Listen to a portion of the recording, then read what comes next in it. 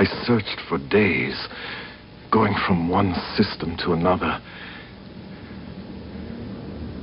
Then, on dark, deserted worlds where there should be no life, where no living thing has walked in over 1,000 years, something is moving, gathering its forces quietly, hoping to go unnoticed. We must warn the others, Nator. After 1,000 years, the darkness has come again. An ancient prophecy is about to be fulfilled. All our races stand on the edge of extinction. This is madness. We don't have much choice, do we? On an all-new Babylon 5. You have transmissions holding. Patch incoming signal. Full audio and video decode. Purple files accessed. What you are about to see has never been shown to anyone outside the Grey Council.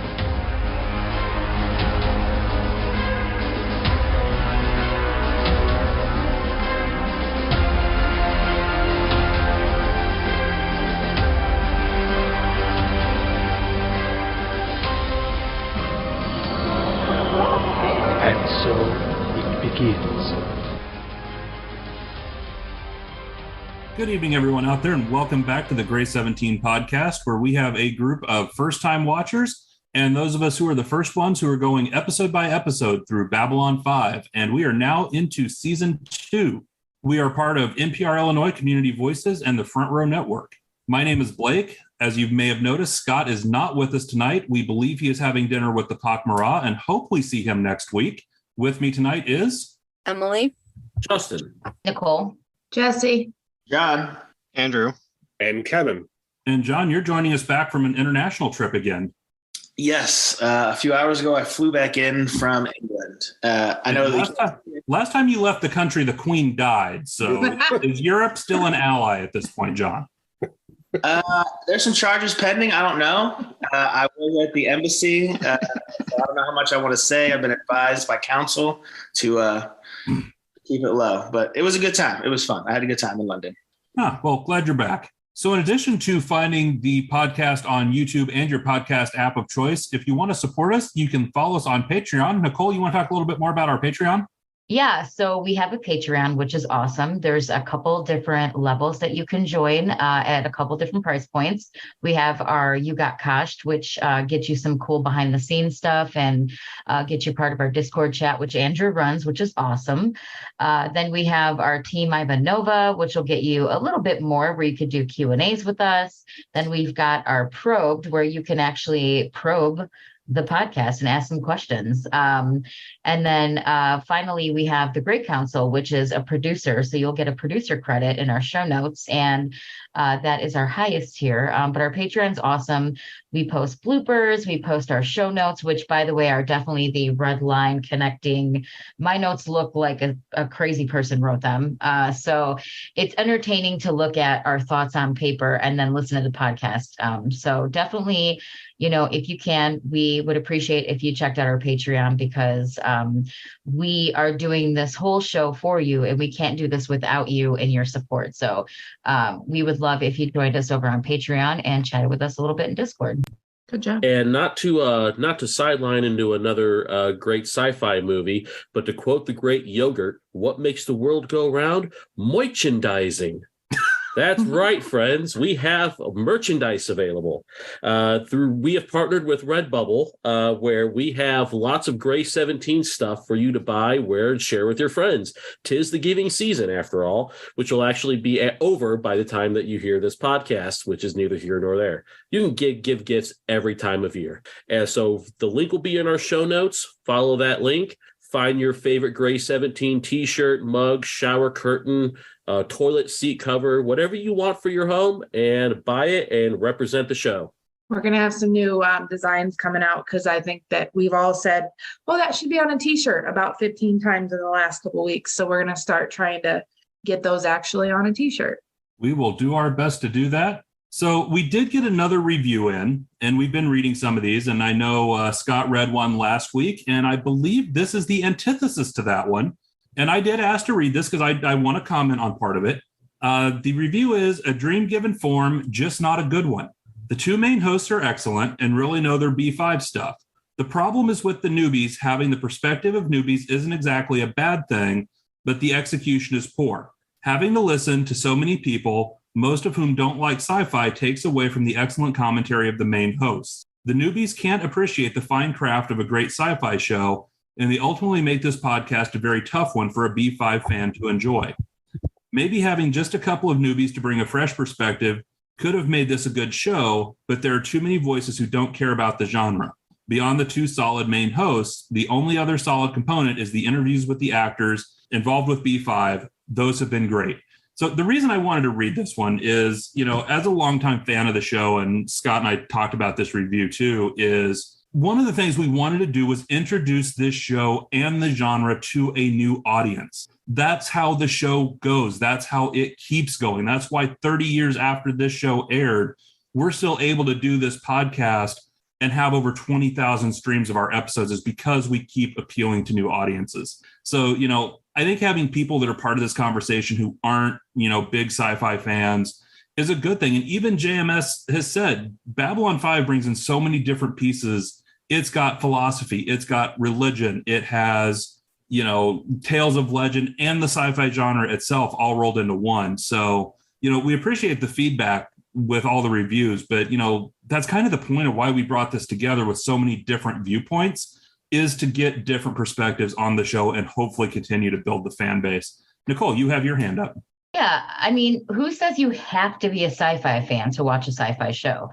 That's like saying you have to like rom-coms to watch a rom-com, like you have to like political shows to watch The West Wing, The point is learning about a new genre and learning about a new show, like you eloquently said, Blake. So I understand that this person is a hardcore fan and may not like our takes, but like you said, the entire point of the show is introducing this show and the genre to people who are not into it, because now we can walk away saying, you know what, maybe I'll watch another sci-fi show. Maybe I like this more often, so that's the whole point of it. So I think that having to be a sci-fi fan in order to watch the show and be part of this doesn't make sense, because it just defeats the whole purpose of what we're trying to do. Well, part of the fun is seeing the show, even if you have seen it a lot before, from the new perspective, which has been really fun for me. I didn't expect that aspect of it would be as enjoyable as it is.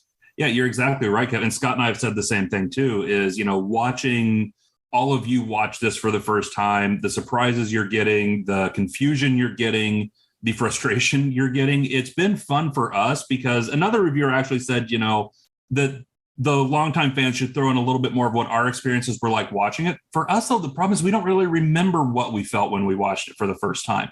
We're getting to relive that with you now as you go through it. So that's been fun for us. This will probably be edited, and that is absolutely fine with me. But here's the thing. As probably one of the specific people that said reviewer is mentioning, you can't force me to like sci-fi. And just because I don't like sci-fi doesn't mean I don't like this show. I was very vocal about not enjoying the show at the beginning, and I'm actually starting to like it. So as a non-sci-fi fan, I'm just proving that you don't have to like it to enjoy a show. Also, there's plenty of other podcasts specifically geared at people who have only watched the show. So feel free to exit stage left and go fucking watch one of those. Well, just remember, Jessi, that Mike and I got zero love in part of this too. So apparently the only people that are worth anything are Scott and Blake. So you guys just run with it and we'll just chill over here. Thanks. Listen, we have some great fans. So, even people who don't love us all the time have stuck with us, and we appreciate them. And you know what? Good, bad, or ugly, if you're listening, it's a win for us. So keep on or don't, either way, none of us are getting paid. So. And for the record, neither of us wrote this review. Because if we had, we wouldn't have also gave ourselves 2 stars. That fucks with the algorithm. We would have at least given ourselves 5. They gave us 2 stars. Okay, now you really can bite somebody's ass, sir. John. So I just want to say, hey, our fans are so awesome that they actually review other shows. And they try to steal our nicknames and try to take our identities. That's how awesome our fans are. So I say, whoever left this review, come back a better nickname than a Chuckle Nugget. And I think it's the same guy.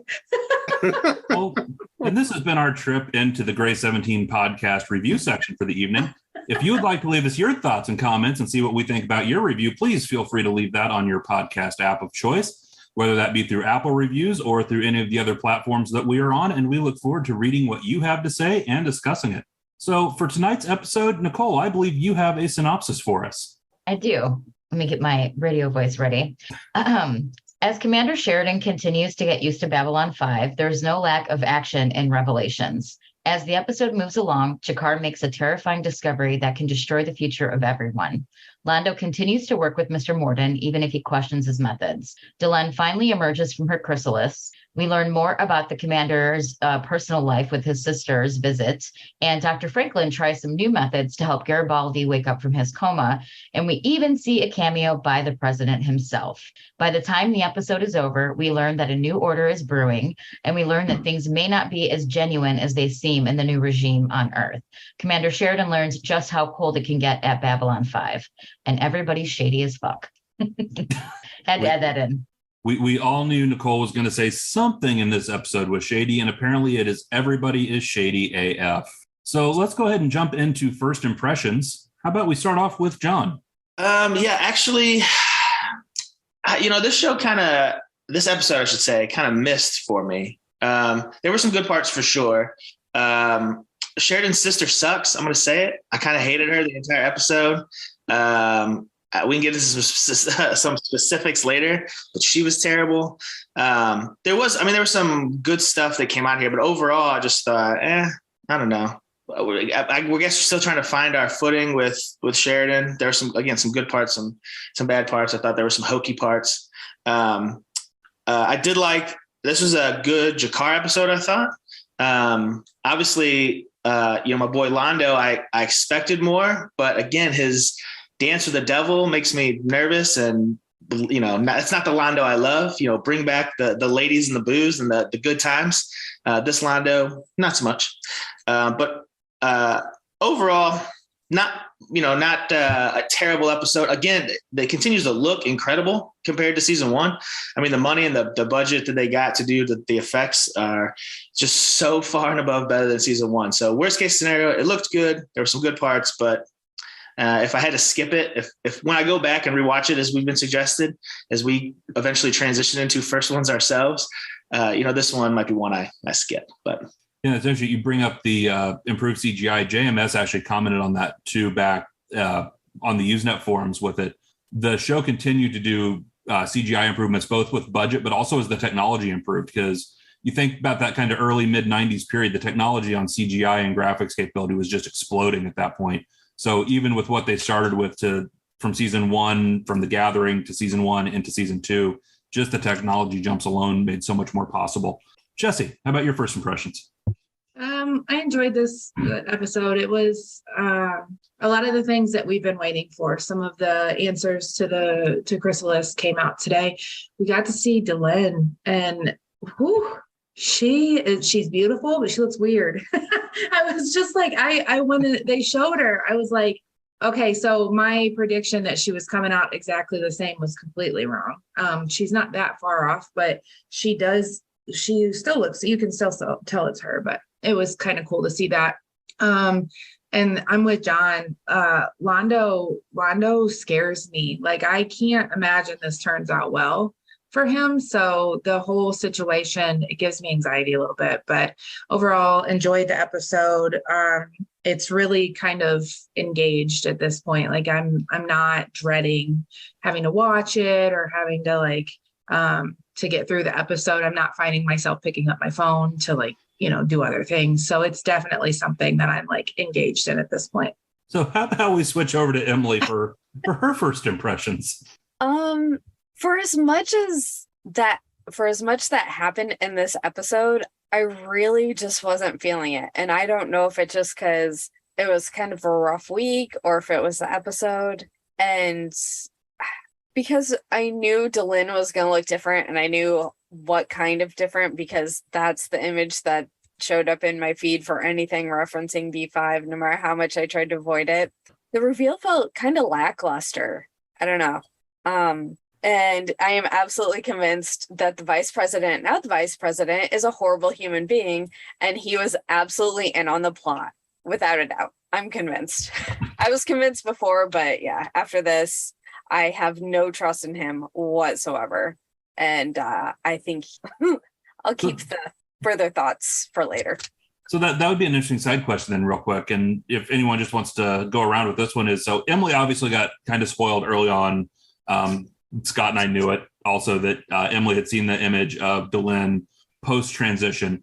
Was anyone else kind of surprised or with the transition, the result of it, as far as kind of what that change was? Yeah, I had no idea what to expect. Yeah, I didn't know what to expect either. And I was like really concerned with the grayscale version of Delenn. But then when she showed up and, removed her hood, I was like, oh, hey, girl, so. I didn't expect her to look human at all. Like, I don't know what I expected, but that wasn't it. And, I've never seen her in real life. Like, I don't know who she is. I've never seen pictures of her. So she's probably very beautiful. She looks strange to me just because I've seen her now for a whole season in prosthetics and makeup and bones and stuff like that. So to see her with like human facial features and human hair, she looks weird to me. Maybe if I had seen her in real life, she wouldn't look so strange. But I mean, she's still beautiful. It's just a different kind of look. Yeah, I guess that the actress was probably thrilled when they made this change because it probably meant her being in the makeup chair a hell of a lot shorter. Actually, it didn't. JMS commented on Usenets. The prosthetics and the makeup for the post-transition look took longer to do than what did before. Yeah, because of all the hair. Yep. Okay, I didn't see that coming. It actually took longer. I'd already seen it as well. Thank you, HBO Max. And really, I'd go into IMDb sometimes to get some actors' names. And of course, the main photo that IMDb had used. So I'd seen it. But I also already knew what Mira Furlan looked like. I had seen her extensively in Lost. So I was happy to see Mira Furlan's face again. It's always nice to see. So, yeah, it was. Is that what she looks like? There's no prosthetics or anything with her nose or anything, is there? Is that like actually her? For the most part, yeah. I mean, besides the bone growing out of her head. Right. Yeah, I mean, Mira didn't have that. One of the other pieces, and we talked about this really early on in the podcast too, because a lot of you caught the difference. Delenn looked very different in The Gathering than what the character did in Midnight on the Firing Line and through season 1. And that's part of, keep in mind, the original plan for this was Delenn would not just transition more to human form. She was originally going to transition from male into female, more human form. So that was part of the original plan. And then due to they couldn't get Mira's voice, even with the computer enhancements, to sound male enough to do it convincingly. So they kind of abandoned that plan, but kept the part where this chrysalis transition would still happen. So I think that might have contributed a little bit more had that much of a change happened. That could have been interesting to see, especially in the mid-90s, what that kind of reaction could have been. So how about Justin? You got some first impressions for us. I do. When I first saw the name of the episode was Revelations, I didn't know if it was about secrets being revealed or the end of the world. And it was actually kind of both, which kind of made me a little bit happy. I actually enjoyed the episode. I feel like the gears and the machinations are finally all in motion, and I'm loving it. I liked the kind of the background work on Sheridan, mostly surrounding his wife and the kind of the guilt he feels surrounding her death. I actually we finally got an answer to one of our questions from Quality of Mercy. Are we going to see the Mercy Machine again? We did. We got to see it in action, and it brought Garibaldi back to us. So huzzah for that. And then Delenn is back, and she looking like a snack. I think she gorgeous in her new form. And then, yeah, I agree. Londo now spying for Morden and the Shadow People, which sounds like a really crappy 90s goth pop band. But it's, yeah, I'm worried about our favorite Roman lookalike in that. But overall, I enjoyed the episode. I've been really excited with the first 2 episodes, actually, with season 2. I'm really happy with what's going on. I think after that one, Justin, we're going to have to talk to our merch people about coming up with a shirt of Morden and the Shadow People as like a goth band type t-shirt and see if we can't get that put in the merch store and offer that up on our Redbubble site, which info on that is in the show notes below. Gonna kill the universe. And we promise if we do that, we will not release an album cut with Justin. We will just release a t-shirt. Yeah. Andrew, what have you got for first impressions? Yeah, I also thought this episode was it was fine. Nothing to really write home about. I also had similar thoughts going into it with the title being Revelations. I thought like, all right, some answers are finally going to be revealed, and not that I could really remember, but aside from Garibaldi finding out who killed him, or not killed him, who shot him, you almost died. Wasn't a fan of Sheridan's sister. She got annoying really quick. That's about all I got. So Nicole, how about some first impressions from you, and you can tell us who else you think is shady in this episode? Oh, I will. Okay, so first of all, one thing that John also said was I noticed right off the bat that the CGI and everything just looks so much better. Like it looks really, really good. So that was cool. Lizzie, Sheridan's sister, is like a Wish.com version of Talia, I thought. She like looks like a generic Talia, and I didn't like her. She was annoying. Another thing is we finally heard the voice of the new Natoth, and I hated it. Her voice was like nails on a chalkboard. Did not like that one bit. So these are just the very nuanced things. Also, I want to punch the president in the face.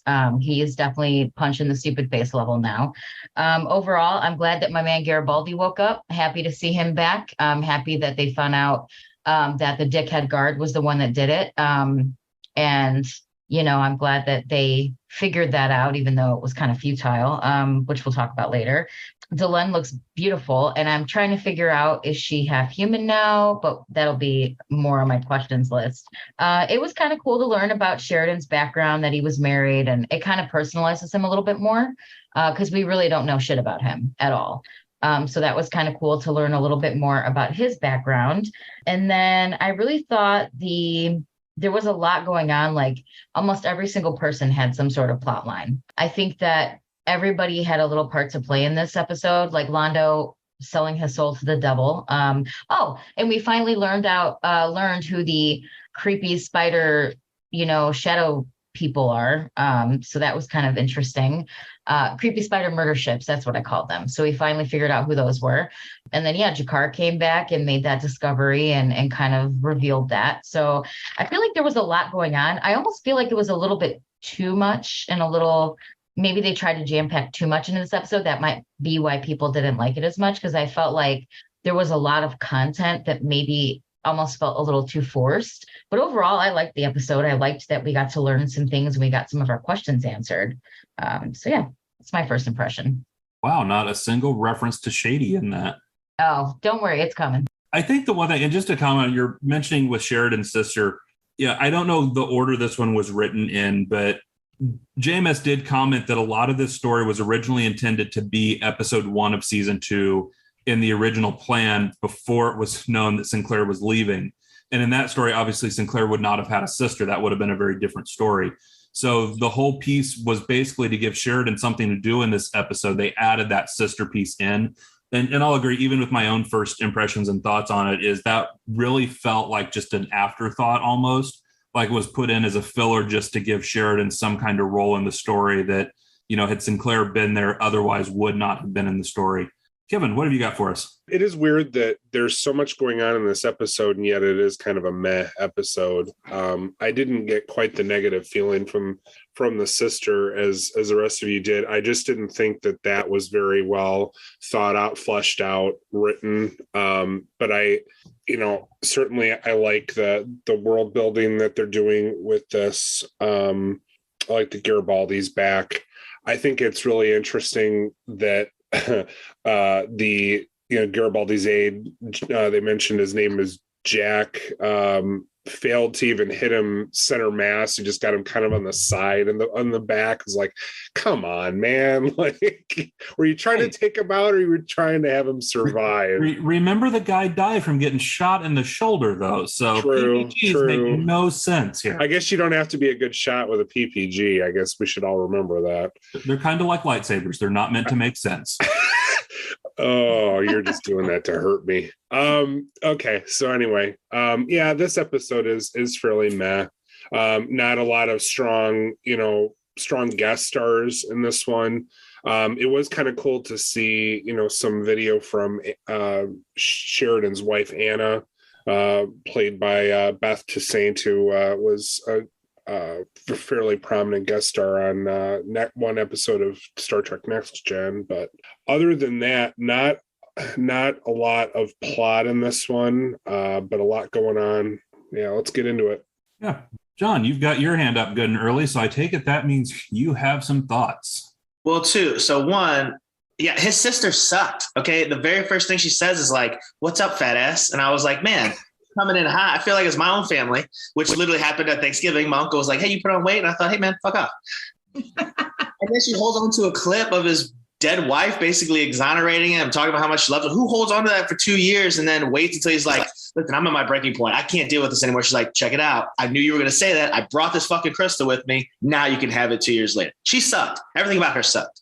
But the one other thing I wanted to go back to real quick was, since they mentioned Revelations a couple of times, the title, so I took it to mean at the end, again, Big Jakar episode, when he was quoting Yeats, The Second Coming, which is, a Revelations type poem, very famously, that I thought did not bode well for the show, or at least this season. But that's what I took the title coming from. Again, big episode for Jakar. I thought he's such a different character than the one we were introduced to. He's more, kind of, I don't know if mellow is the right word, but he's calmer. He's more reflective. He's, again, quoting poetry. He's far removed from the very aggressive, at first potentially one note, stereotypical, almost like villain that we were first introduced to. So this episode, in conjunction with everything else he said, has got him rising up my character favorites list. And then the last thing I mentioned real quick too is I'm with Nicole. New Natoth also sucks. I did not enjoy her. I thought, that's a bummer, because I enjoyed that character. Now I got to get this new actress, I guess, give her time. But so far, not great. Yeah, and this is actually the third aide that Jakar has had, because he had Kodoth. That actress couldn't wear the prosthetics with the eyes. And then Caitlin Brown came in as Natoth for the rest of season 1. And then we get this new actress. One of the main reasons Caitlin Brown actually was a leading role type actress at that time, and had film opportunities and other things that she had to pass on because of doing the role on Babylon 5. So when they brought her in, it was basically as a favor. The casting director called in a favor with her and was like, "Hey, can you come fill this role?" And unlike the rest of the cast, it was actually signed for the most part with 5-year agreements. Caitlin Brown did not have one. She did not do the 5-year agreement to stick around with the cast. So then we got, I've referred to her before as the Wish.com Natoth, because, I'm not a fan of the second actress to play the role of Natoth either. Yeah, Mary Kay Adams, she's done other things that I've thought she was good in. She was in an episode of DS9, but in this role, I don't feel that she's really strong at all. It is unfortunate. Emily. Okay, so did anyone initially think she was like an ex-girlfriend? Did anyone get like a weird romantic vibe? And then it's like, no, that's a sister. And you're like, wait, what? I was so confused. I thought it was like, it's something about felt more romantic partnerish than sisterish. And I find that really off-putting, and I'm glad I'm not alone in that. Yeah, no, the way that played was kind of weird.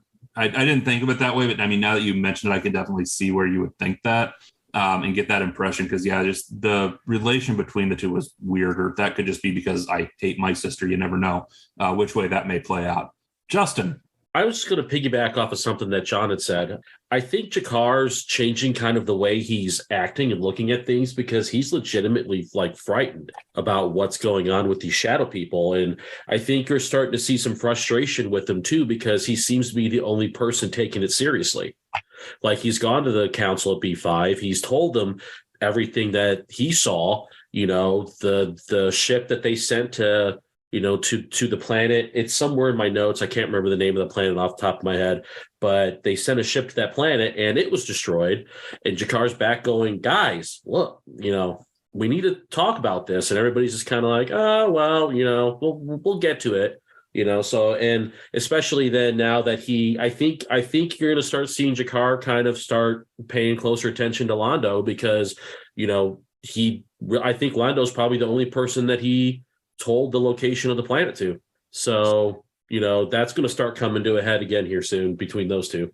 Yeah, the planet is Zahadum. Yeah, and it seemed like the timetable was the really key part about it. I mean, people know where it is, but him being told the timetable was the really key element there. Yeah, you're right. It wasn't the location, it was the timetable. And you just know when a place has a name like Zahadum, that's just not gonna be that good of a location. Yeah, it's not your summer vacation spot. No. Yeah, Mordor just sounds like a great place to go. Nicole, what do you got? So I want to talk about how I'm with Emily 100% on thinking that the now president is involved in the murder of the original president. First of all, that dickhead guard that shot Garibaldi, talking shit to Garibaldi, saying that there's a new order rising and you don't know, you can either get stepped on or you can join. And he's like, who, Home Guard? He goes, Home Guard, they're nothing. And then with the whole president demanding that he gets transferred and all the records get transferred, and then he miraculously gets transferred to another ship. I mean, come on, it's so obvious. And then at the very end, when Garibaldi says that little hand gesture he made was something that Bester did in previous visits. So Garibaldi kind of hypothesizing that maybe it's the Psi Corps that is kind of behind it. It made me really think like, ooh, is it the Psi Corps? Because I know we've talked about how the Psi Corps is shady. President's definitely shady. That dickhead guard is shady, 100%. And all of them, I feel like they are all in cahoots and they really have some sort of evil plot brewing. And I said from the beginning that Bester was shady, and I think the Psi Corps is also shady. So I can see how maybe that might be where it's going, but also who fucking took that guy? I want to know, like, where did he go? I mean, clearly the president requested him and he's working with him. It's just, there can be no other explanation for that.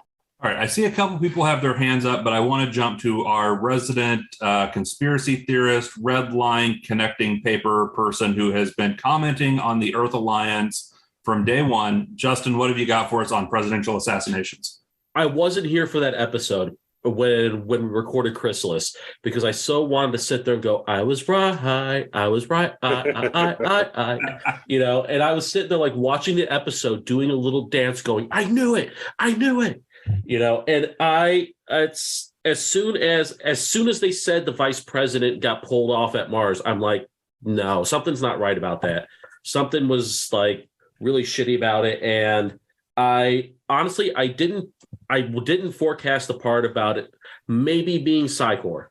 That's the one thing that I will say maybe did surprise me a little bit because, like, especially like when Nicole said and someone else said, it might have been John, but the whole tip of the hat, like the Bester thing, I was like, oh, no way.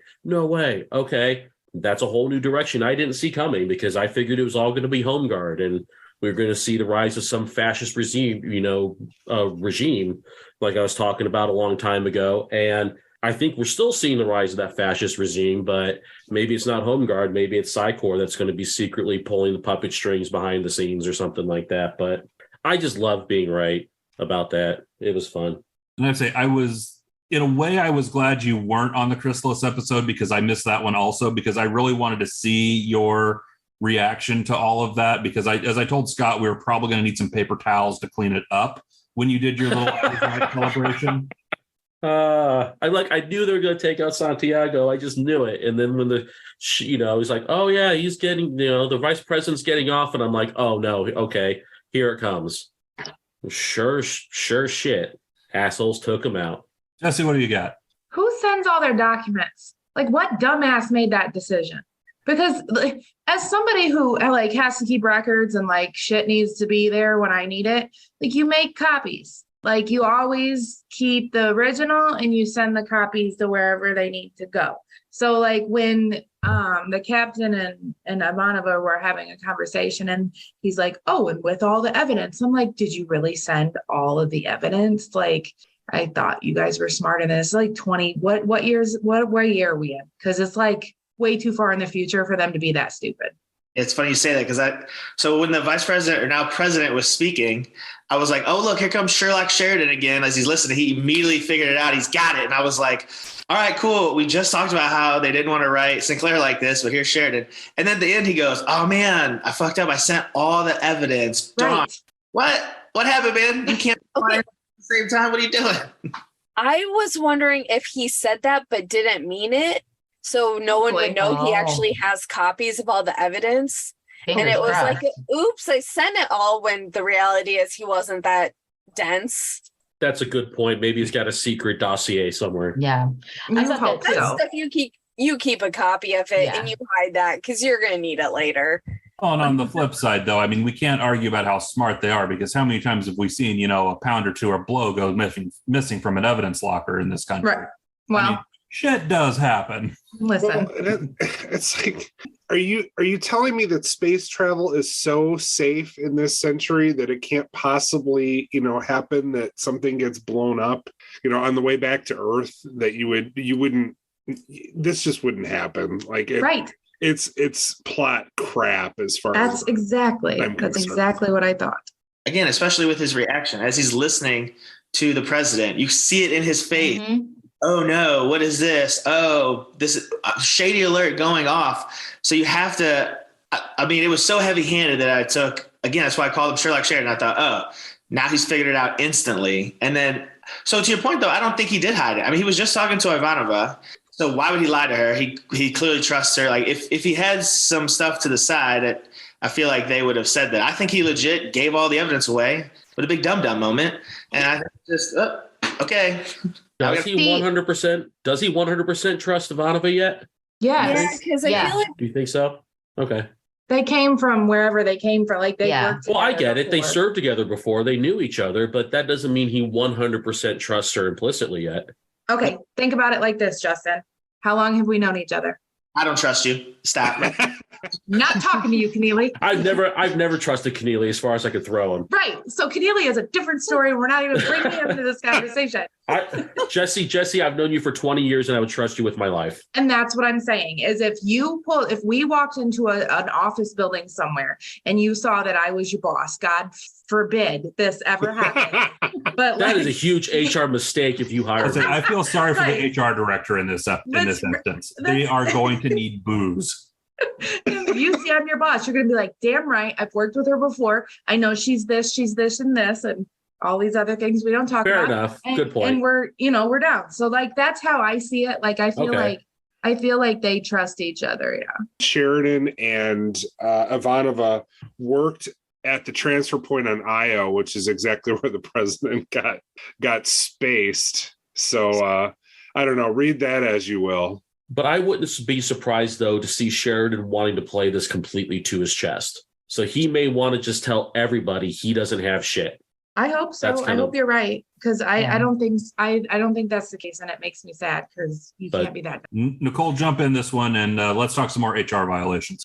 So I really also agree to everyone. I was like, is he really that fucking stupid that he sent all of those documents? And maybe he kept them to himself, but also, John, you might be able to attest to this. You were in the military. If the fucking commander in chief tells a military person to do something, they're going to do it, even if they don't agree with it, because you really don't have a choice if you get a direct order from your commander in chief, right? I mean, maybe I'm wrong, but that's what I assume. But there wasn't a direct order not to. Well, yeah, but I'm saying make a copy. Right, but I can see like why he would be complicit, maybe, but also like I would think he would make a copy, because if you just gave it up like that, you're a dumbass, So I don't know. That was something I was thinking about, is maybe he did that because it came from the president. But at the same time, I would still make a copy.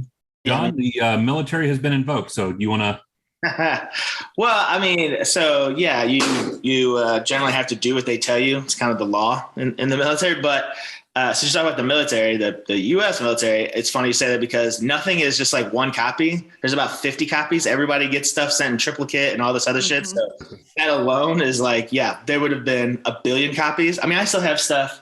I have a copy of my basic training, everything. I have my contract. I mean, they just make copies of everything.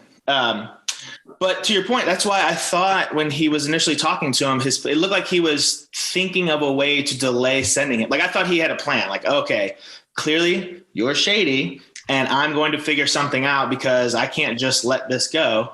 And then he just let that go. And so I want to believe with the rest of you, X-Files, I want to believe that he has some plan.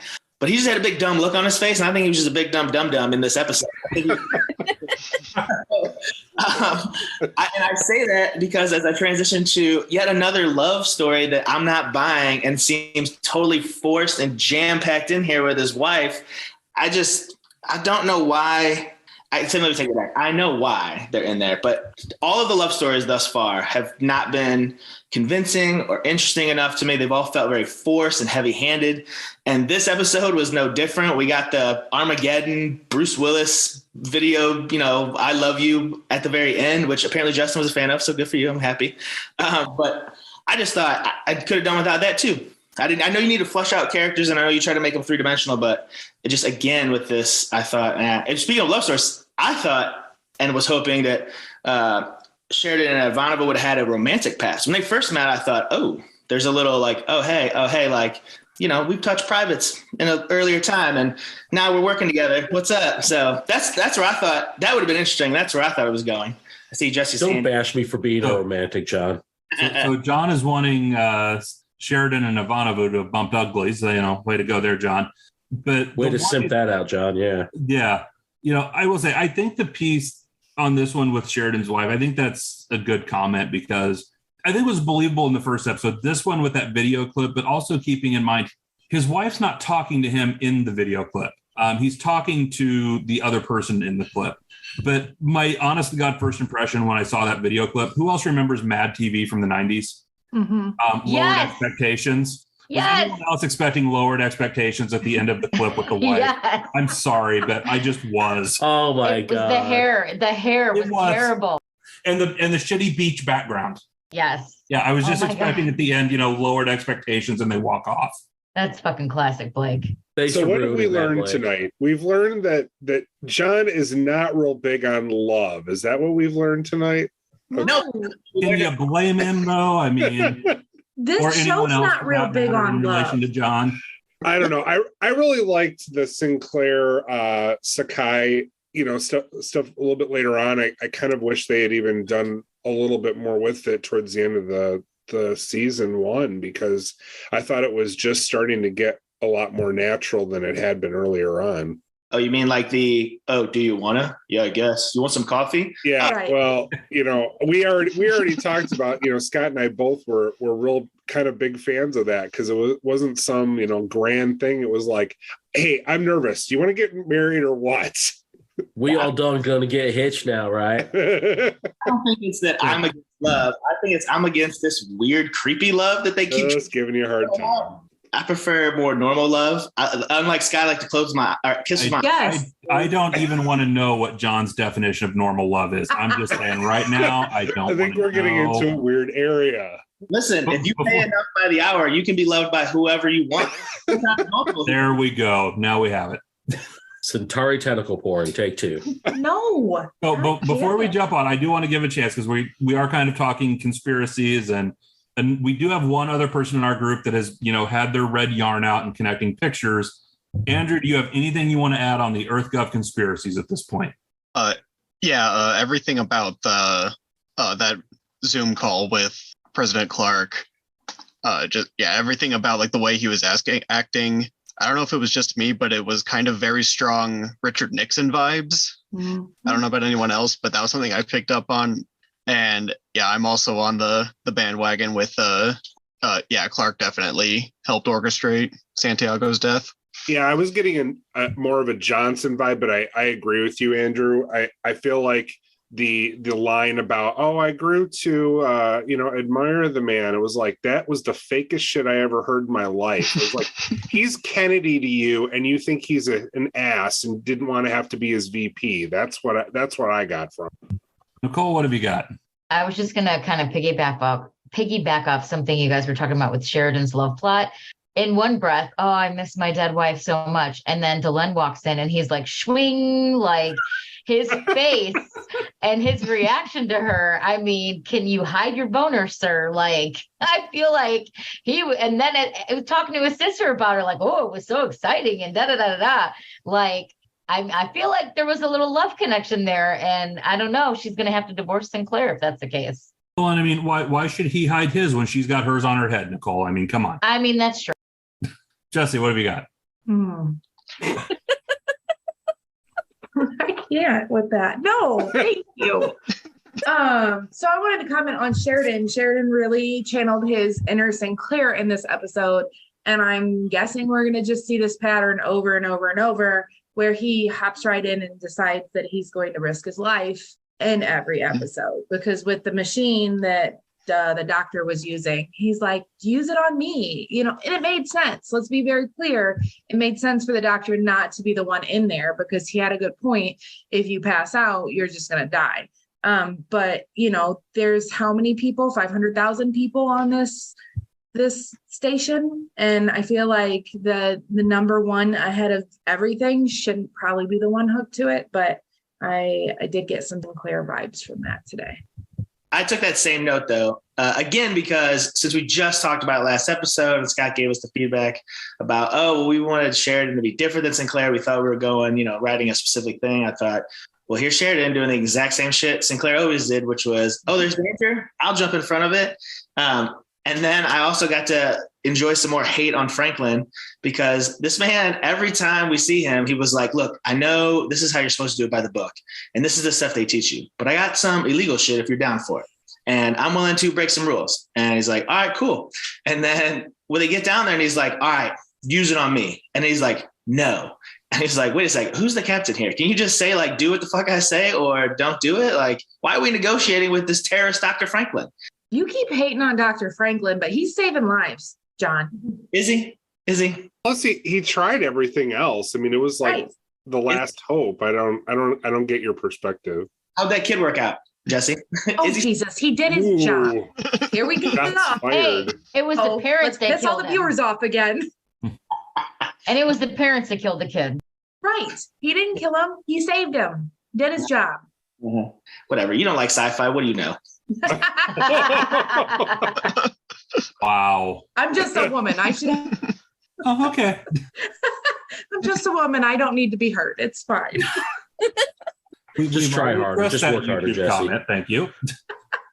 Also, on the Garibaldi topic, I also thought the plot convenience of being able to glimpse Jack in a stray reflection from a mind scan was really freaking convenient. Wait, is that his name? Jack? Yes. Mm-hmm. Oh, yes. I've been they calling revealed him... in this episode that Garibaldi's aide, they call him Jack. I've been calling him Dickhead Guard. Yeah, but I just found that completely ridiculous as far as plot convenience goes. John, what have you got? Well, let me talk about the Garibaldi part, because there was a lot to handle there. And I'm not sure where I want to start, but there are two what I literally laughed out loud while I watched it moments. The first was his second in command, or Joe, whoever, with the most over-the-top acting I might have ever seen in order to get the guy who shot him. He sends in some dude. He's like, hey, tell him Delenn's got wings. Jump him and really lay it on super thick. I thought, what are we doing here, man?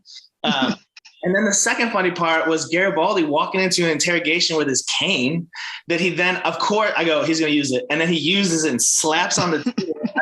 I couldn't take it seriously. I laughed through both of those sequences hysterically. You don't buy Garibaldi's bad cop routine then, John? Listen, you can do all the extreme close-ups you want to. It's not making it any more intense when you have a cane on Grandpa used extensively as you try to be a badass. It's just not happening. I don't know. If somebody threatened to space me, I think it'd get my attention. But Jack didn't seem to be at all interested in taking the bait on the intimidation.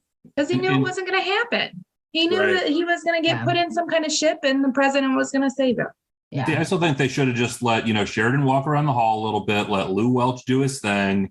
Luke that been the dude's hero ass. here. Yeah. Nicole, what do you got?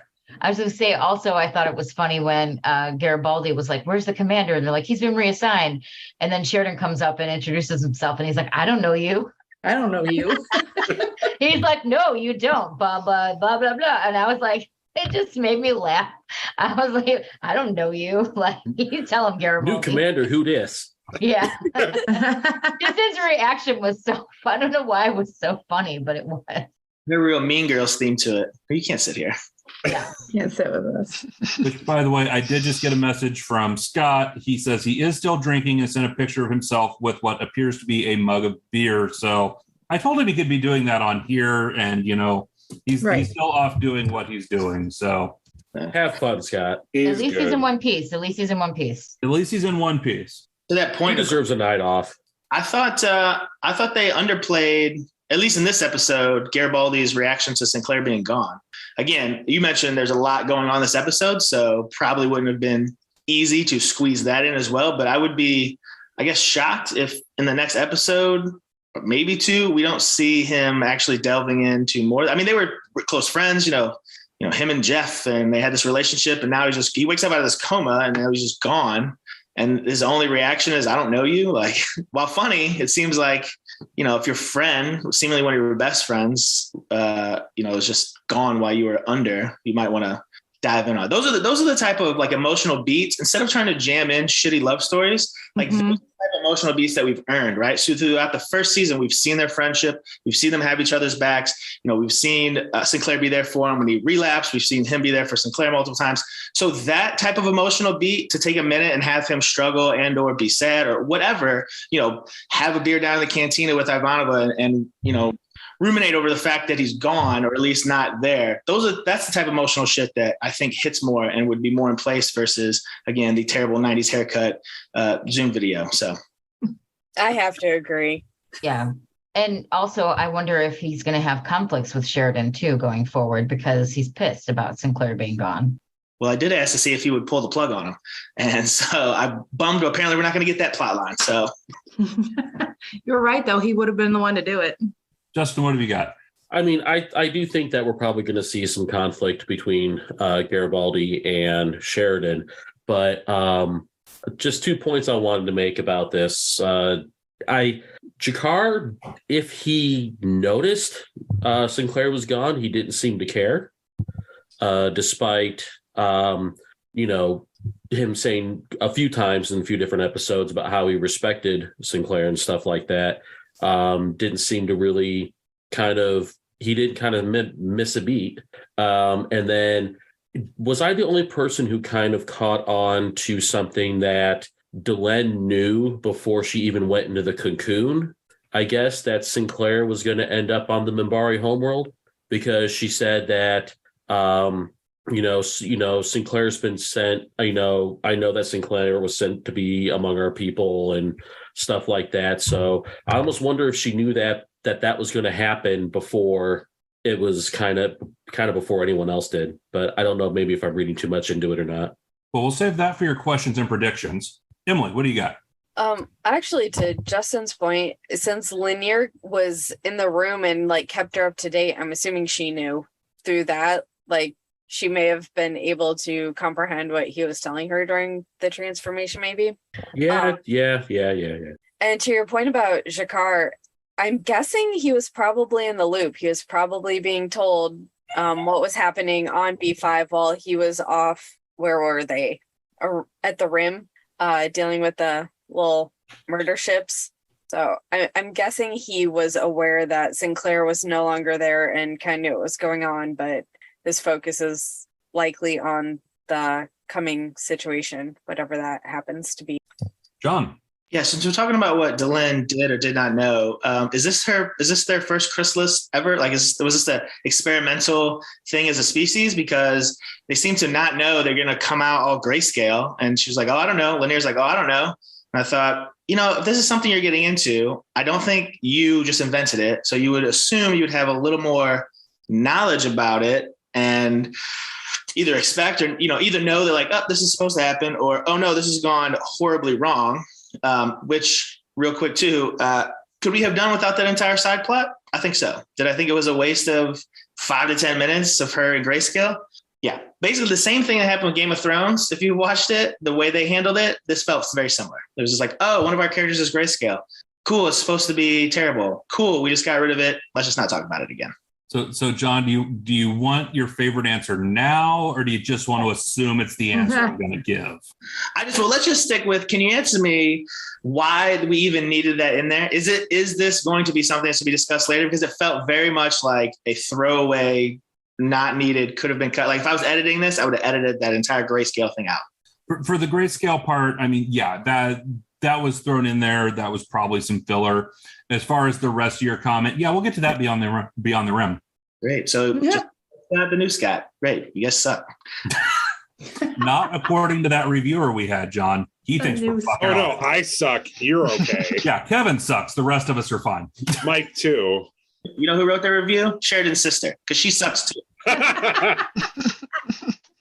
Justin, what have you got? How do I follow that up? I honestly, John, I think it's not something that I think it's something that it's extremely rare. Like it's not if everybody went through this, then they would exactly know what to expect and how to handle it. But she did say she went through this change with the knowledge and permission of her people. So I think it's something that does happen from time to time. It's just probably no one in living memory has ever gone through it. So I think that's probably why they didn't really know what to expect, but that's just me. Okay, I can live with that. Like, oh no, there's something has gone wrong. Like, okay, cool. And that's how it seemed. Like, call the doctor. And he was like, oh, you have to, anything you see here, you have to keep quiet. And like, all right, cool. And then, oh, is that flakes off? Is that supposed to happen? I don't know. Like, oh, all right. And then literally the next scene that they're in is like, here I come in my white robes, watch my dramatic reveal. It's like, well, what happened to all that grayscale shit? It just, Franklin's awesome. Like, we just threw that whole out of the rest of the episode. It just called exfoliation. Classy. It was awesome. All right, so I think that sums up our thoughts on the episode, unless anyone has any last thoughts before we move into questions and predictions. I have one comment. Go ahead, Andrew. Go ahead, Andrew, you first. I had the biggest smile on my face when Morden showed up. I don't know what that says about me, but... The last thing I'll comment on is just we did see a new version of the Narn heavy cruiser in this one. So again, we've talked a lot about the improved CGI and the improved visuals. That new cruiser for the Narns was one of those pieces that came in as a new little piece. I just wanted to throw that out there that was some of the new increased visuals. Totally unrelated to anything, but one thing I love about this show is there's always a lot of great quotes and lines from every episode. And one of the ones I wrote down from this one was from the dead wife when she said, love knows no borders. And I just thought that was a really great quote. And I feel like there's so many quotable lines throughout the show. So I really liked that. And I thought that was a really great quote and kind of a nice kind of almost a nice way to kind of tie up that relationship and allow him to say goodbye to her. Yeah. And actually you bring up the quotes, and this show actually does have quite a few quotes in it. Not this particular episode, but B5 in general. You've got quotes from Yeats, Lincoln, Tennyson. You've even got Nietzsche in here at a few points. So JMS actually said he tried to be a little bit subversive in some of the quotes that he worked into the show to expose them to people who maybe otherwise wouldn't have heard them. John, what have you got? Well, you mentioned the non-ship. Looked like Jakar had some new threads too. He was looking pretty sharp. Did anyone else notice the slight change in the Earth Force uniforms also?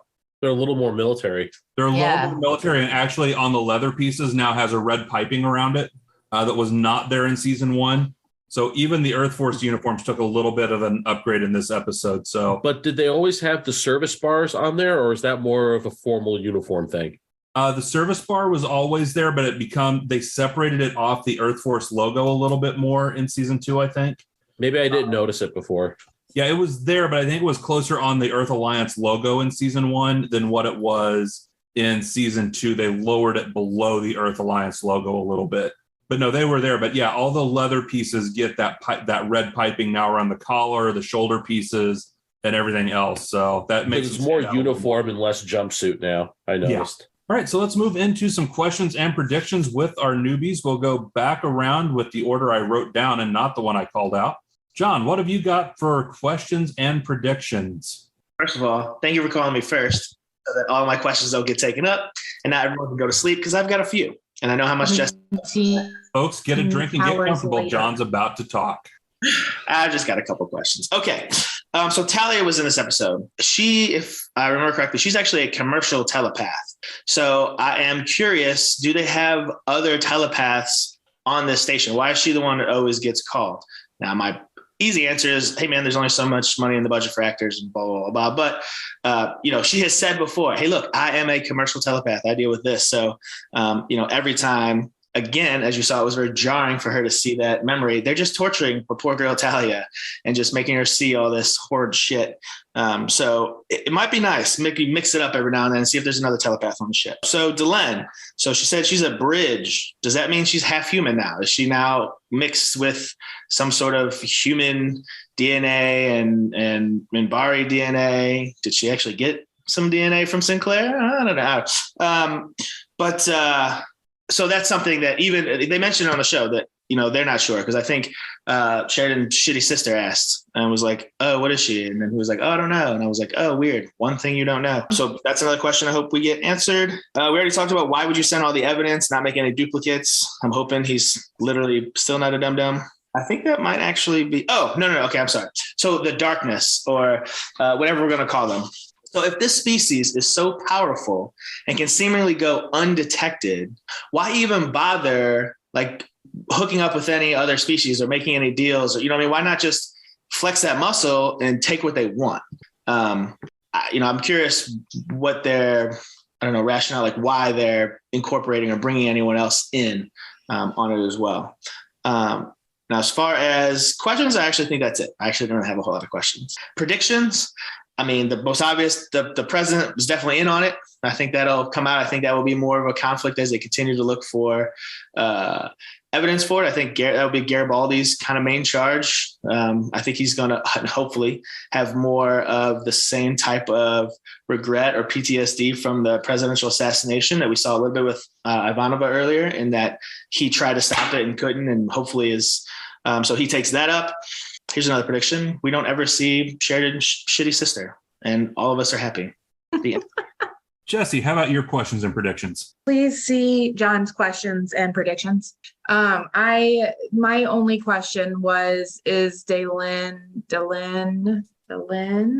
is she half human now that she looks human, or is she just not? I don't know. And predictions would be that we never see the Jack, what we calling him, Nicole, the asshole dickhead guard. We'll probably never see him again. I would guess my predictions would say that somehow the crew of Babylon 5 bust this huge ring of shady shit going on with the president, but I don't know when that happens. So, all right, Justin.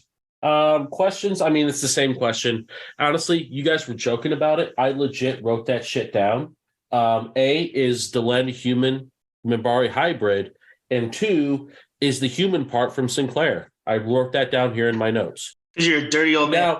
No, I wasn't thinking of a dirty though. I was thinking gene splicing shit, but then you had to go and throw some sludge into the pool, and now that's all I'm thinking about. Thanks, John. Brown chicken.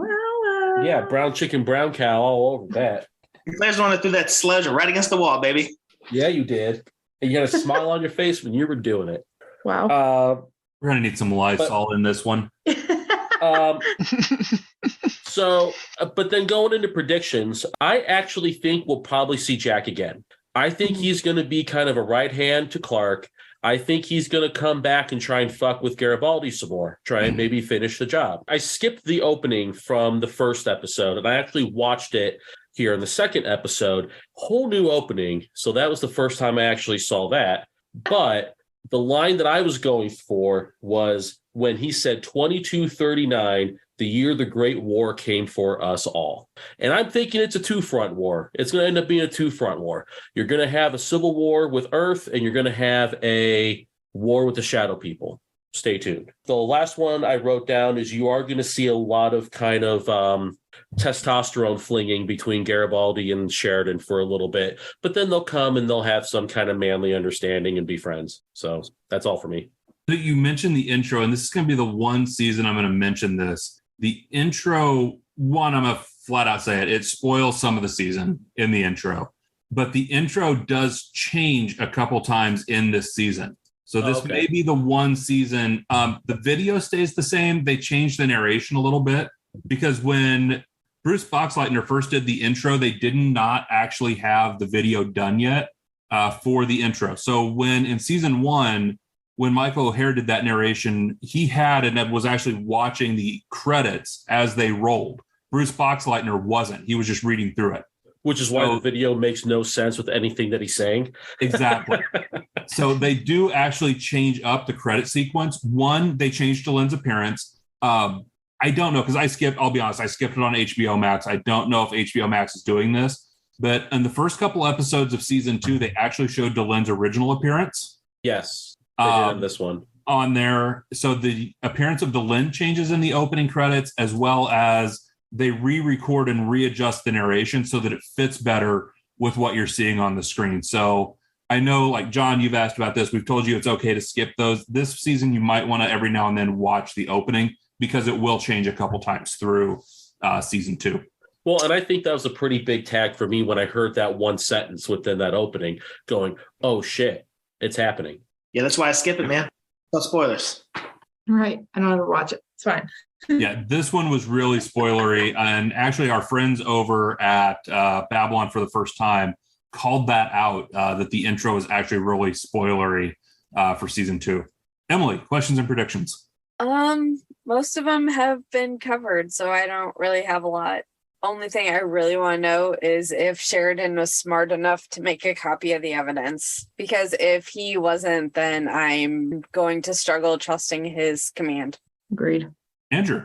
Also, a lot of my questions have already been asked, but I guess I do have one question. Am I the only one who thought that Delenn was hotter when she was full Minbari?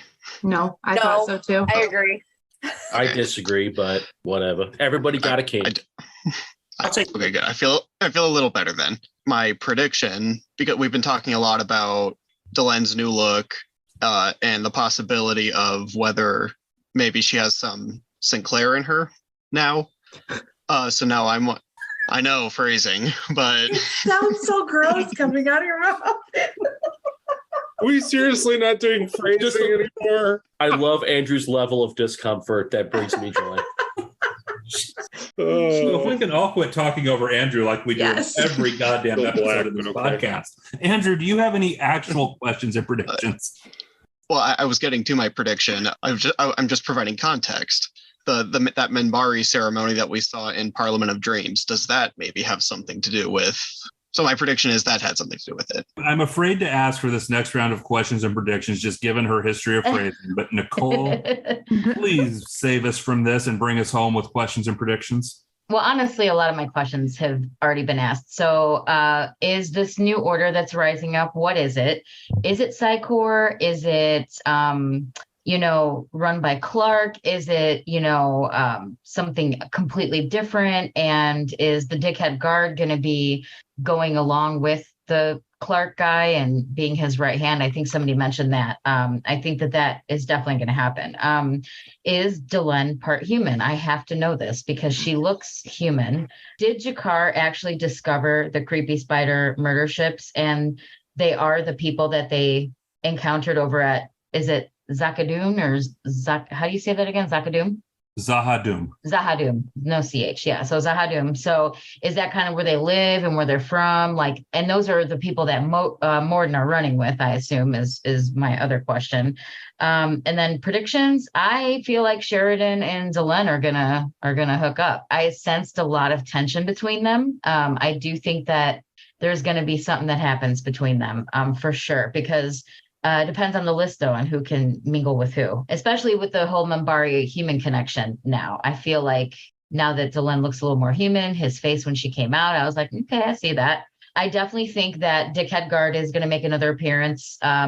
He'll be Clark's right hand, and I know that that conspiracy is definitely going to blow up. And I also feel like the B5 crew might be able to solve that and kind of blow that wide open. I also think that there might be a little bit of a pissing contest between Sheridan and Garibaldi at first because he was so close to Sinclair. But I do also think they'll eventually come together and be friends. I think there's definitely going to be some conflict between like Home Guard and Earth, but I think it's going to be overshadowed by this shadow people that are going to kind of threaten everybody. So it'll be interesting to see. I did like how Jakar said to Londo that, you know, we might be able to help each other. It'll be interesting to see like everybody kind of work together to defeat this enemy. So I have a feeling that might be another prediction too, is that you're going to see unlikely allies formed to defeat these darkness people. So that wraps up our session going through Babylon 5 Season 2, Episode 2, Revelations.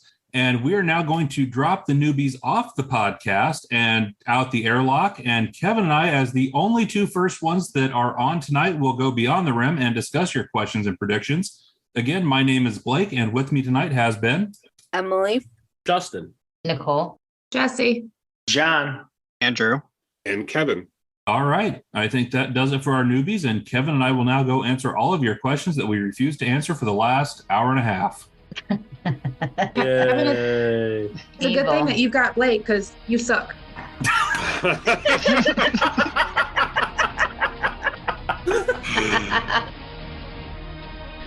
Thank you for listening to Grey 17, a Babylon 5 podcast.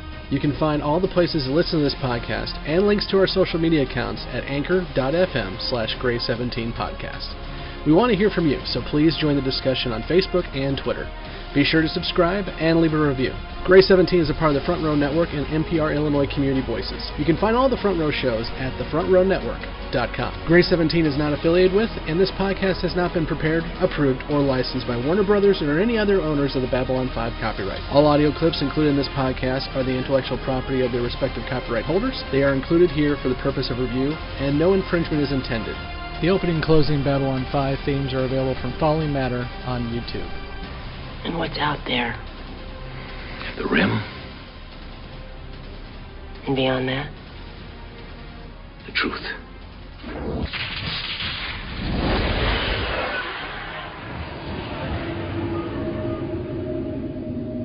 Welcome back to Beyond the Rim. I'm Scott, back from the bar. I completely missed out on everything that was said in the first part of the episode, but decided to hop on for Beyond the Rim. So here I am. And with me is Blake and Kevin, as who were with you before. And we're going to dive into the questions. So Blake, take us away. All right. So John started us off with our questions tonight and wanted to know if there were other types of telepaths on the station. And what he was really curious about, because, you know, we've seen different types of telepaths in the show. We've seen psychops, we've seen commercial telepaths. And really, we don't see, there's not like a psychop office on the station. We only really see commercial telepaths on the station. And we will see some random telepaths of other races. So to his question on other types, there's telepaths, but not really in the terms of like Psychor does not have an office on the station with other types of telepaths on board. Yeah, we know there isn't a criminal justice one on the station either. Yeah. I think it comes down to just the amount of telepaths that are available. We were told that it's a very small amount of folks who are telepaths, even a smaller amount of folks who are above a P5. So it's just kind of scarcity. When they need a P10, they send in Bester, which we'll see him again soon. Yes, we will. We heard about him this episode. I love a little reference to Besters where we can get him. John also wants to know if the murder ships are as strong as they seem, and why do they need to team up with the Centauri? Oh, they're teaming up with the Centauri just to create mayhem in the galaxy. Yeah. And they are just as strong as they seem. I mean, you had to take out a Narn fighter to take out a little shadow fighter. And then we haven't even seen what takes out a big battleship yet for the shadows. And yeah, Kevin, you're completely right. As we're going to find out later, the Vorlons believe in order and the shadows believe in chaos. And why just do it all yourself when you can make the little races fight amongst themselves? it's very much, this is one of the main reasons why I think that Mass Effect, if anyone's played Mass Effect, owes a lot to Babylon 5. I'm not going to spoil Mass Effect if you haven't played it, because you should, but I will say that the main baddie does kind of the same thing. Allows for the strong to survive through chaos and fighting, and the weak go away. And the shadows are trying to do the same thing. The one thing I'll say, and none of the newbies picked up on it or questioned it, when that Narn fighter rammed into the shadow vessel, you saw it wither in pain. I don't think any of the newbies picked up that the shadow ships are actually living type vessels. And they've only seen the Vorlons a couple times, but we're going to be told later on when we see Kosh's ship, I think the episode where Kosh dies, that the Vorlon ships are the same way. They are biological entities. Yeah, and they've heard the screams of the shadow vessels, but they haven't picked up on anything yet. But they haven't seen them a lot, so much so that they're still calling them murder ships. Has anyone actually picked up on the screams yet? Because I missed this episode, obviously. No, they didn't talk about it at all. Okay, somebody's going to have to say it sooner or later. Yeah. So that kind of finishes that. So then John is predicting that Clark was in on the conspiracy. Duh. Which they all definitely seem to be on that page. All he needs now is the mustache to twirl just to make sure for sure. Garibaldi will continue to look into that. Yes. Garibaldi and Bester have a destiny, and it's going to be not good for either one of them. And then John, Sheridan's sister, further predicted that we won't see the sister again, which I do not think that we do. No. We don't see her again. We see Anna as a different actress, right? But we don't see a different Anna, a better Anna. And we see Sheridan's father, but we don't see the sister again. Correct. We will see his father a couple times, actually. Yeah. Now, Kevin, correct me if John's the one that brought up some of the philosophy quotes, was he not? I think so. Was John philosophizing? He did. And I wanted to, because he brought up the poem that Jakar read to Natoff, and it was by Yeats, and there was only portions of it read. And and the part that was read about the center, things fall apart, the center cannot hold, mere anarchy is loosened. But what I wanted to get into is the part that was not read in the show from that poem, just how it goes into with what's coming is, and I kind of, when he started that, was wondering if he had looked it up, but it's, surely some revelation is at hand. Surely the second coming is at hand. The second coming, hardly are those words out, when a vast image out of Spiritus Mundi troubles my sight somewhere in the sands of the desert. So it really goes into this whole thing with the second coming, and it actually gets down into, is moving its slow thighs while all about it real shadows of the indignant desert birds. The darkness drops again, but now I know that 20 centuries of stony sleep were vexed to nightmares by a rocking cradle. So you really go through that whole piece by Yeats in there, and you think about, the whole theme of season 2 with the coming of shadows. That JMS plays that expertly in this episode. Yeah, I agree. And I'm just envisioning Yeats and Jaquan hanging out together. Hey, buddy, let's talk about the shadows together. So Jessi wonders if Delenn is half human now, and this was asked by a couple of the newbies. Yes, and she both appears to be and is about half human now. But another question that was asked to go along with that is the human part from Sinclair, and we don't really have evidence of that, although I believe they intimate at one point that Delenn is a descendant of Valen. Yes, because she has the same, whatever you want to call it, DNA soul that lights up the Triluminary, and we know that Valen is the reason why the Triluminary lights up. So in a way, yes, but not in the way that they think. Yeah, and really, if anything, I can almost see that be a case, and here's why. Again, going back to the time loop, Sheridan actually uses the chrysalis before Delenn does, because we're going to get the chrysalis is made on Epsilon 3. Zathras brings it to B4. Sinclair uses it to become Valen, and then it is passed down generation to generation until Delenn gets it. So potentially, I guess we are told this, but maybe since Sinclair was, patient zero, that there's a part of that there too. But I that's stretching it. But that's one thing I can see where potentially that could be the case. Well, and that gets to John threw out there in some of his, I believe it was, and someone else did too, but it was, do they not know how this device works? And is Delenn the first person using it? First person in 1,000 years. Yeah, the first person in 1,000 years. And that's exactly the thing is, yes, Sinclair used it first, and then Delenn used it. But no, they didn't know what they were expecting. Delenn did not know what she was going to come out of that as. And the first one that used it to go from Minbari to human, so that could be a little bit of a different transition as well. Yeah, and I mean, even if there's like a period there that she doesn't know about, I mean, I'm sure Sinclair didn't write down to the Vorlons, hey, it took me a week to transition and I had flaky skin for a while or anything. So Delenn's going at this all blind. Sinclair could have left a note, leave some moisturizer with the machine,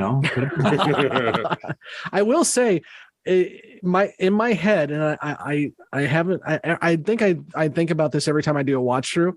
I always think that the Delenn transformation happens later, like a couple episodes more in. It surprised me again, even though I've watched this so many times, that it's episode 2 where Delenn gets transferred over. But it's interesting how fast we move into that. Even we got scaly Delenn for about a second, but then we are definitely on full Delenn at this point. So I misremember whenever I watch this thing, I guess. I also think it's interesting that she says that she did it with the knowledge and permission of her government, which I know there's elements of the government that are probably, but it's just interesting that she said that. But it's the same thing she was doing with Naroon, though. She was BSing Naroon too. Right. So Scott, one question that came up out of our newbies with Delenn's transition was the grayscale part almost just seemed unnecessary. Yeah, it was kind of a bait and switch, wasn't it? Yeah. You're thinking, okay, now we're going to deal with this for a bit. But even when Franklin sees her, within a second, she's got normal skin underneath it. So I think, it pads out the little bit of question of what she's going to look like. I think how I would have done it if I was the director, which I'm definitely not a director or a screenwriter, but I would not have shown Franklin peel the skin off. I would have seen him looking at the scales and then cut. And that way you don't know what she's going to look like when she walks into the room. I would have cut that little bit out. Yeah. Jessi predicts that we won't see Jack again, which that's true. We do. Correct. Nope. Jack is gone. Mm-hmm. And the Babylon 5 crew will bring to light the corruption with President Clark. Season 4 is going to be great for her. Yeah. It's going to take a little while. They're going to bring it to light in season 3. Yeah, I was going to say they bring it to light in 3, but they don't deal with it until fully season 4. Right after the Shadow War is over. Yeah, they got to deal with one issue before the other. Which is interesting because Justin predicted. I'm going to jump ahead a little bit. Yeah, please. That there was going to be a 2-front war, and that it was going to be, one with the murder ships and one with a civil war on Earth. That's like, I still say Justin's cheating. Even if he doesn't know he's cheating, he's cheating. He's cheating. He watched this all before. He just doesn't remember it. Justin also predicts that there's going to be a rise of a fascist regime on Earth, which, it already has risen, has it not? And that there will be conflict between Sheridan and Garibaldi. That was predicted by a couple of the newbies. And eventually, is it really a? Go ahead, Blake. Sorry. And eventually there will be, but I wouldn't necessarily characterize it as between Sheridan and Garibaldi as it is between Sheridan and a personality that is programmed into Garibaldi. Absolutely. But also, is it really a prediction when they're already shown that this episode? There's already conflict with Garibaldi and Sheridan. I don't know you. And yes, they do. I think and again, I haven't watched in a while, so maybe much like the Delenn thing, I'll be surprised. But I think they could have padded that out more, that animosity between Garibaldi and Sheridan and what they do. But at the end of the day, season 5 is rough for Mr. Garibaldi. Well, and that animosity disappears pretty much after this episode. Mm-hmm. And see, I haven't watched the next episode in probably 3 years, so I'll take your word for it. It clears up in this, and then it's pretty much gone until we get into the construct between the feud between the two of them in season 4. Yeah. Which leads up to the betrayal of Sheridan by Garibaldi. And then, after that, they become friends again and everything's fine come season 5. Yeah. And then Garibaldi runs a multi-planet corporation and all as well. And then has a daughter who plays tennis. And builds the ships for Sheridan and Called Arms. Yes. And then goes and finds Bester and locks him in prison in a book. Yeah. Story over. Nicole thought that, the tension would happen, but then it would get a lot better over time, which it doesn't take very much time at all. But and I will say, because I'm the guy, and I'm pretty sure I've done it on the show, I complain about Voyager and the fact that you have the Maquis and you have the Starfleet crew right together, and we completely give up on that confrontation real quick. Same thing here. I think it would have been good to actually have a chief of security who maybe doesn't trust his commander and vice versa. I think that would have been a fun little thing to play with, but they don't. Justin asks, did Delenn know that Sinclair would be reassigned prior to her transition? I don't think we have any evidence of that whatsoever. Yeah, I think it's all conjecture. I mean, I could see it. I could have, if right now JMS sent out a tweet and said, it was the Minbari asked for Sinclair to be transferred a month before it happened. Okay, there's nothing that says that wouldn't have happened, but there's nothing in canon that says that. Well, I think part of it is an offhander, and I think probably what happened in the background is Lanier briefed her after she came out of the thing and said, "Here's what's happened last week." While she was peeling off her scales, he's like, "Let me catch you up. This is going to take a bit. Let me catch you up on what's going on." There's this guy named Sheridan. I think you're familiar with him. No one likes him on our side, but we'll grow to like him later. Justin also thought that we would see Jack again. He thought Jack might try to come back and finish the job on Garibaldi, which no, not so much. I would say even so, writing wise, why do you need that? Jack's been played out. Right. Garibaldi survived, but everything Garibaldi knew, he has passed on the information, and everything that Garibaldi knew, now Clark and his regime knows. So even taking him out is kind of a waste of resources at that point. Now, what could have been interesting, because remember, Scott, the original storyline, Takashima was the one that shot Garibaldi, or at least was involved. Yes, correct. No, she was the one who took the shot. And my then we find out later she's control. It wasn't till season 3 that they found that out under the original kind of arc plan. I believe so, yeah. It'll be later in the season for sure. Absolutely. So, yeah, under the original plan, that character would have stuck around. There would have been some more time to revelation. But, when they made that change and Jack ended up being the one to do it, there was no real reason to have Jack come back at all. Well, and also meta-wise too, the Jack actor was there to support Michael O'Hare, and Michael O'Hare is no longer on the payroll. So then the Jack actor, aside from being Jack, has no other reason to be on the cast or in the production crew. So it's just a clean cut at that point. What is the conspiracy group? And is Clark involved? I think she's talking about the fact that he scoffed at Home Guard. So, we know that Psychor is involved. I mean, I think with that one, it's fun that Home Guard gets kind of pushed to the side, and we will see Night Watch is part of the same kind of idea. I mean, I think you can read into that quote too much.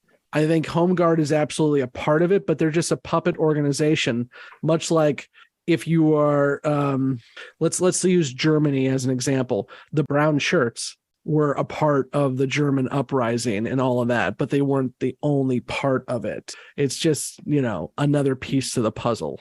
Did the Narn really write about the shadows in the Book of Jaquan? Oh, definitely. We're going to hear a lot about that over the next couple of seasons. And that is where we learn you do not thump the Book of Jaquan, because when Garibaldi shows up in the war room with the book and does his thumping, Jakar is not happy about it. And then, do the shadows live on Zahadum? Absolutely. Mm-hmm. Yes. And they have returned to Zahadum. We're going to learn all about Zahadum. There's also a shadow ship on Mars. Spoilers.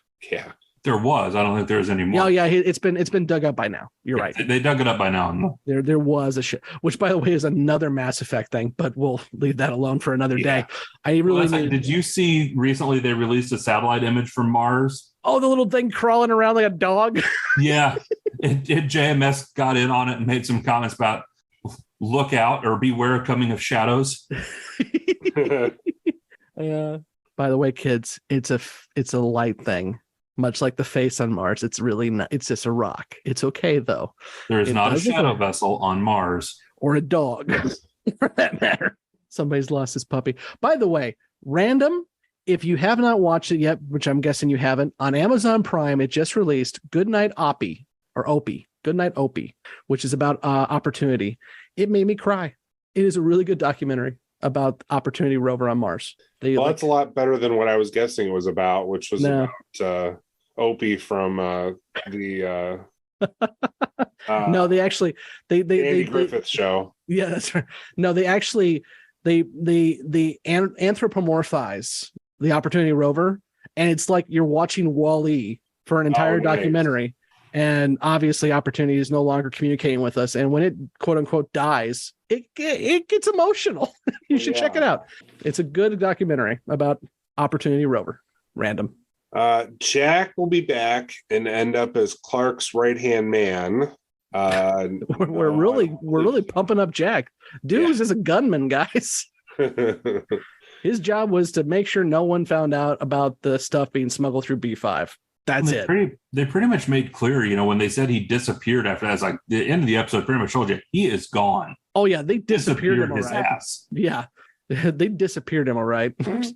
Unlikely allies will form from the war that is brewing. Yeah, you could say that. I mean, again, is that really truly a prediction? I mean, even Jakar's going to Londo and saying, we're going to work together sooner or later. You're going to have to work with me.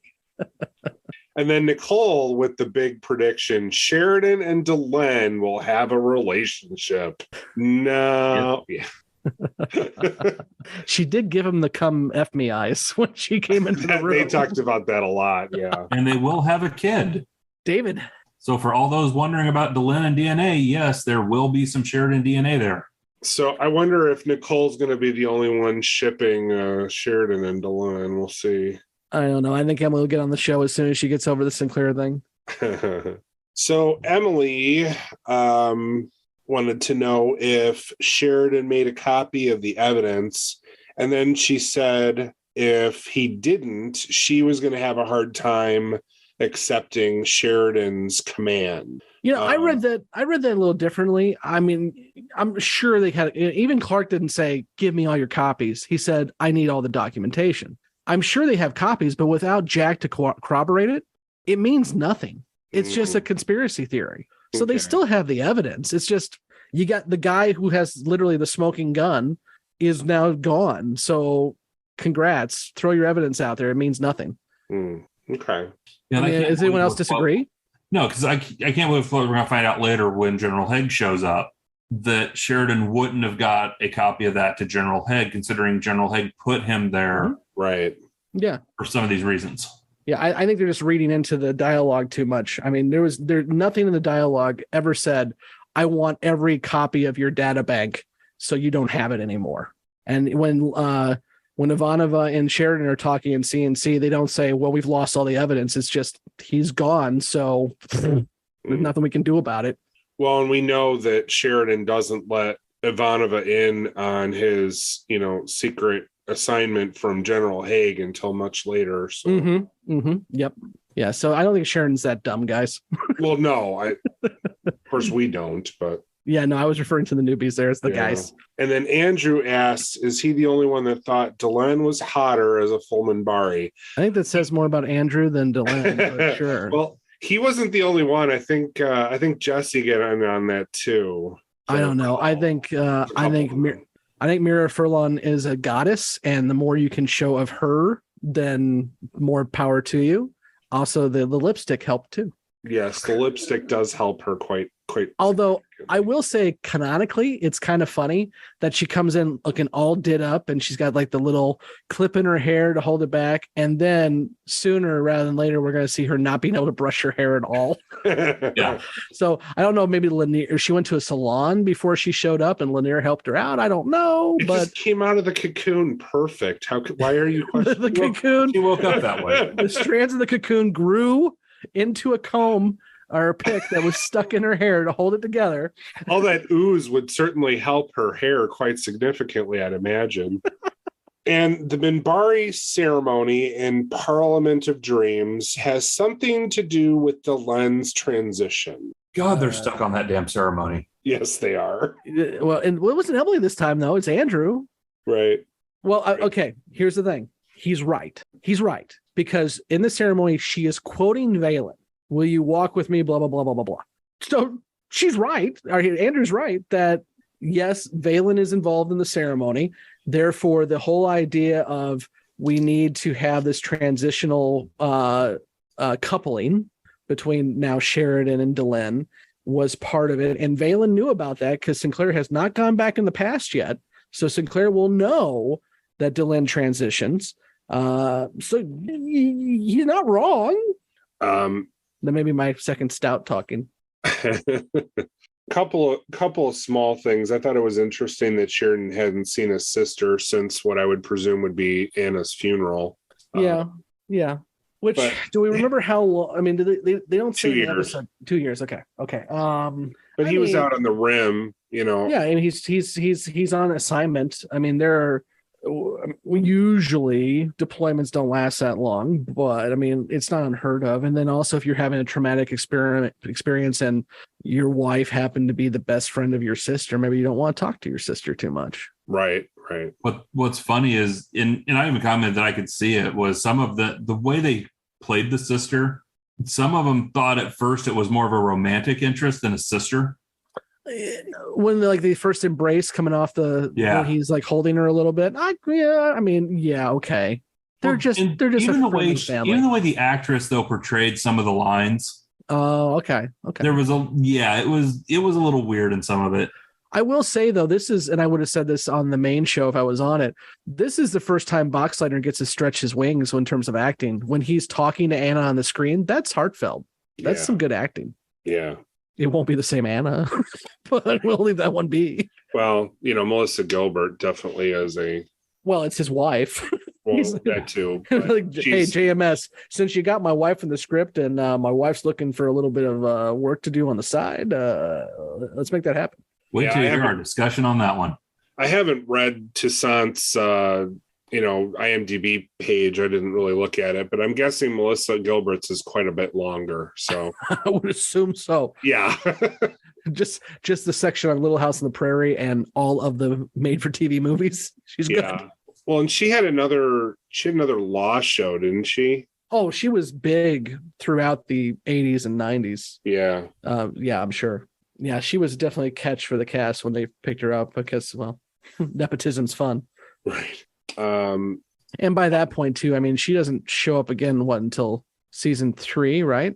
Season 3. Yeah, because we go to Zahadum in season 3. So at that point, I mean, unless you're like us and watching like for a podcast, no one's going to care what Anna looked like back in season 2, episode 2 anyway. So, and it's the very end of season 3 besides. Yeah, hello. Although we do hear her voice in War Without End. True. Mm-hmm. Yeah, but no one cares. I more care about the top, damn it. Well, and the other thing about this episode, it's just more of Londo selling out the Narn and just going down the same path with Morden. That's not something that John is going to like where this goes for a while. Yeah.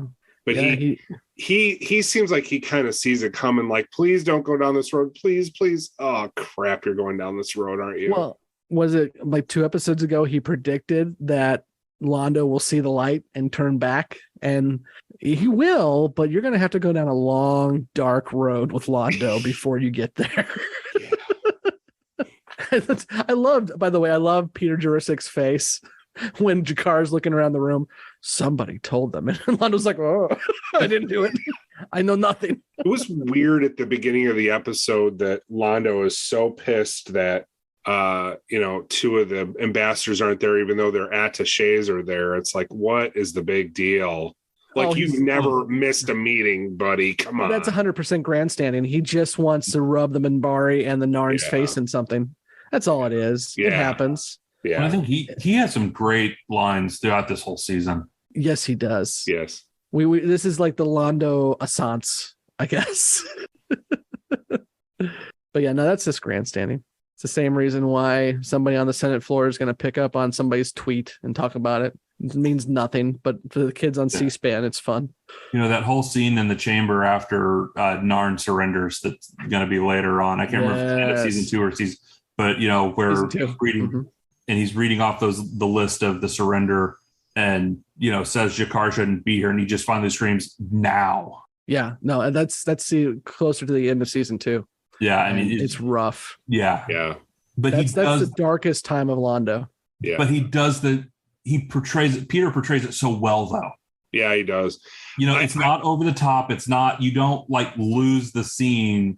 You honestly follow that portrayal and it's just so good. Every time that I see that scene, I'm mad at Sheridan for not pushing back and saying, screw you. He's not leaving right now. But according to bylaws, I mean, Sheridan's locked in. And we see that a couple times, and I can't think of examples right now off the top of my head, but I know they're there.